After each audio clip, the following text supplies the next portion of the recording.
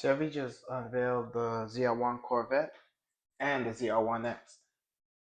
Now, both of them's crazy cars. Both of them, man. We are all excited about it. If they come in at the price of under 300 for the ZR1X, I believe that's the best car you could get for under 300,000 or right in that 300,000 price range. I mean, it's only car that I can see competing with it is a Mustang, cars like that, maybe the Porsche. However, Chevy called it a hypercar. That's what I really want to talk about today, and I don't think it is a hypercar. So we're gonna get into that today. Leave a like, subscribe. We're getting to the point on the 1 minute.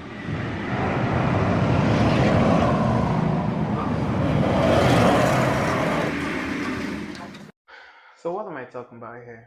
All right, let's start with the Chevy Corvette. So Chevy Corvette, if I look at it right here, so they advertised under 2 seconds 0 to 60 for the ZR1X. Insane. That's insane time. Actually, more insane to me is under 9 second quarter mile. Actually, not saying there's no cars doing it. You know, the Challenger does it on a drag strip with slicks, with almost semi slicks tires. But really, Chevy's doing it with just the all-wheel drive technology that they pull from the E-Ray, beef it up a little bit, and honestly, it's just making a better car with it. That's good. I'm listening to the unveiling, and I'm listening to all the performance time. 1250 horsepower. That's an extra almost 200 horsepower over stock. Keep in mind that extra 200 horsepower. What is it? 180 something. It's going all to the front wheel via e-axle. E-axles are good. I'm a big fan of hybrid. Actually, I wish more super and hypercars use hybrid technology. I think it's a way of the future. Just thought I'd throw that in there. So Chevy using the EL drive on the front is a benefit. Obviously for traction off the line and a little bit on low speed corners. You can see the benefits there. Now, is it worth the extra weight?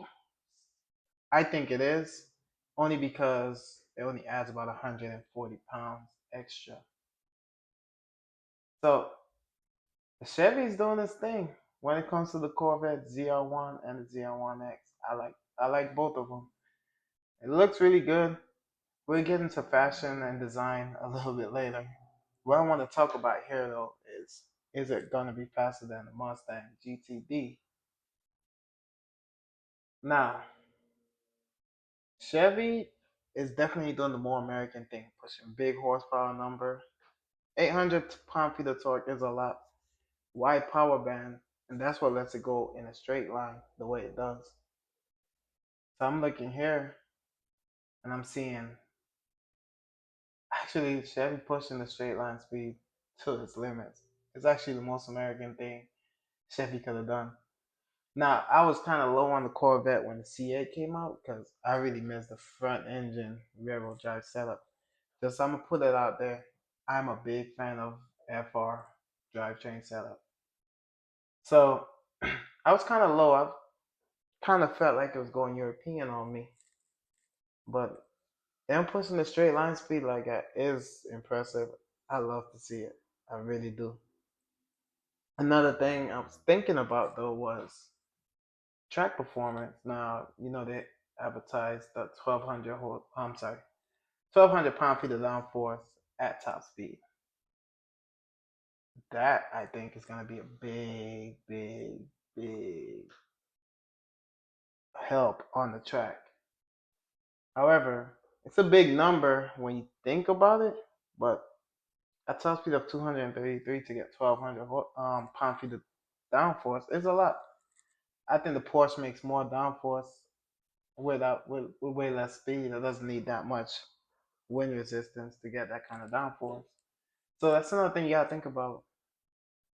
A lot of people heard that number and they're thinking, oh my God, one of the biggest downforce numbers I've heard. This thing definitely gonna be a downforce killer.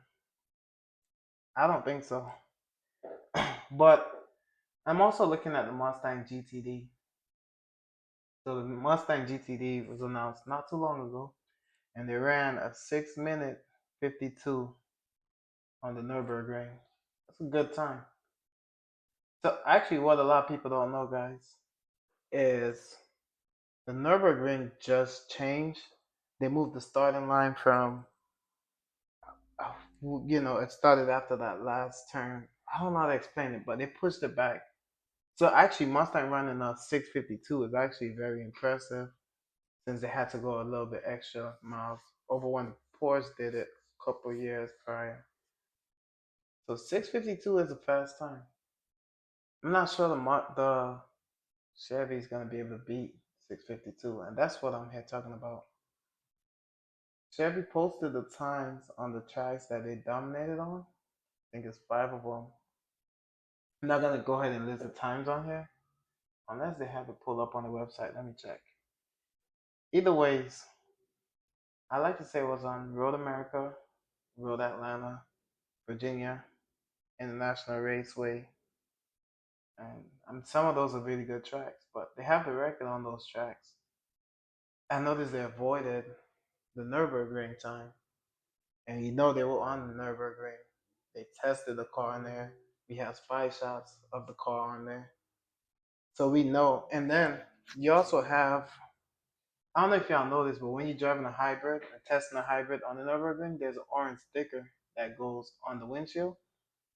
Somebody took a picture just so nobody says they didn't put ZR1X on there. The reason we knew the Zora was coming because people had spy shots of them testing that car, the hybrid version, on the Nürburgring. I'll go ahead and include that picture on there, but they definitely been on the Nürburgring. I think they haven't posted the time because, well, let's face it, I don't think it set the time that the Mustang achieved. So, and I think the Mustang might be the better track car, guys. That's that's what I'm leaning towards.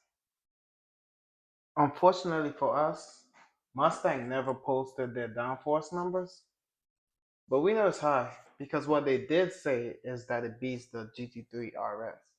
I do know the GT3 RS number almost like it's the top of my head because the GT3 RS is my favorite car. So here it is, the GT3 RS. I remember I think it was like 120 or 125 miles per hour. The GT3 RS will make 900 pounds of downforce. That's a lot. But here's a good example for y'all. 1,800 pounds of downforce at 177. I think it's like 1890 or 1895. It's a ton of downforce, guys. So on high-speed corners like that in the Nürburgring, the Porsche could consistently use all of its power over and over, especially the high-speed corners. That downforce is a lot, and it keeps the car glued to the ground, which is why it has such a crazy time with only 500 and like 20 horsepower. So they also use a DRS. It's not gonna cut the power down by, the force down by that much, but it helps. It helps at the top speed when you don't want the drag in your way, because it's a lot of pounds of drag pushing you down versus letting you slip through the air. I don't think the Corvette, the 1200, I think that's over 200 horsepower, guys. That means at like 150, 120, it might not be making 9, 7, it might not be making that much force downwards. But it's cars like the Mustang and the Porsche would be like just glued to the ground at those high speeds or mid speed corners, you know, able to push the 120 around a high speed corner is a benefit when the Chevy will have to slow down, you know, take that corner effectively. So that's what I'm thinking about. And that leads me into the hypercar claim. Guys, pump the brakes on the hypercar talk because the Chevy Corvette isn't a hypercar for one reason and one reason only. I could think of a few hypercars. Not every car get put into that category. For example, let's look at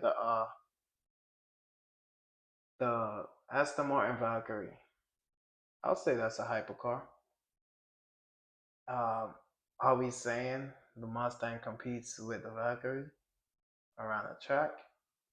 Are we saying it competes with the Chiron? Well, the Chiron is a hypercar, not one of my style, but that's a straight line, high speed hypercar, hitting some, top speed is what they do.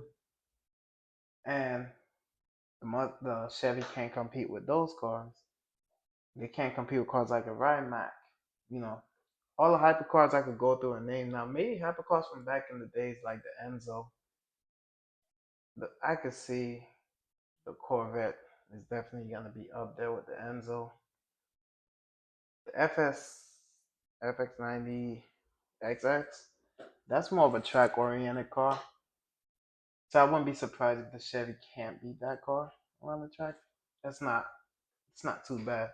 That car barely is road going, in my opinion.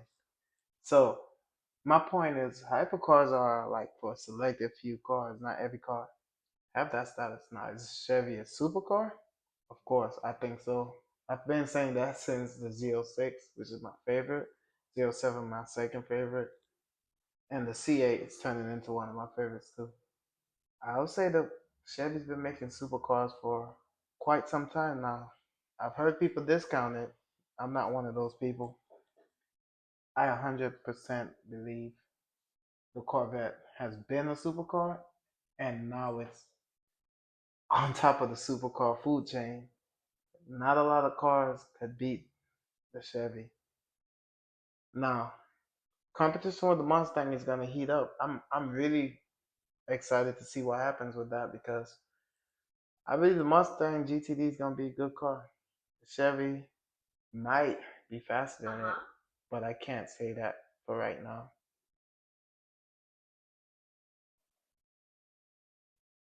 So to conclude, guys, the Chevy ZR1, it's not a hypercar, but that's fine. At 300,000, definitely a supercar. Probably the best of them. And I think it'll be easy for me to recommend for anybody fishing out that kind of money. Yeah, go ahead and buy the Chevy because ain't nobody gonna be beating you in that price range. And honestly, that free up some time for you to have some extra money to go to the track and take a trip. Go down to the track, use the car, take it home, clean it up. Because look, at that kind of performance, you'd probably be spending a lot more money to try to beat it. Except for maybe the Mustang around the track. But the Mustang got the straight line speed now of the Corvette. The Corvette is gonna blow the Mustang out of the water. You already know it beats the Porsche. Let's get a well-rounded car like the Corvette. I'll say there's no beating it. It's not a one-trick pony. It can do track work, just not at the highest level. Can do acceleration level, not at the highest level, but at an elevated level. It's not a lot of cars that can beat it. So I'll say the Chevy is the best car in its class overall. The broad picture. I just wanted to touch on that because I've been discussing it with my friends. Been hearing people online saying it's gonna be the quickest thing around the track. They can't wait to beat every record on every track. I just don't think it's gonna happen, especially the tracks that a lot of people drive on with their manufactured cars. Chevy's gonna have a hard time competing on those tracks. And that's fine. That's fine. I think Chevy not being the absolute fastest car is on par with what Chevy does when the Corvette comes out. Corvette goes crazy almost every time. I remember in 2016 the ZR1 came out, and the car to beat was a must. I'm sorry, the Dodge Viper. You remember the Dodge Viper was also one of those crazy cars I was beating every track record. And yeah, that was golden age for Chevy for me at least, because they came out and they had to fight that Corvette and they had to have an insane car. Guys, the C701 was a crazy car already.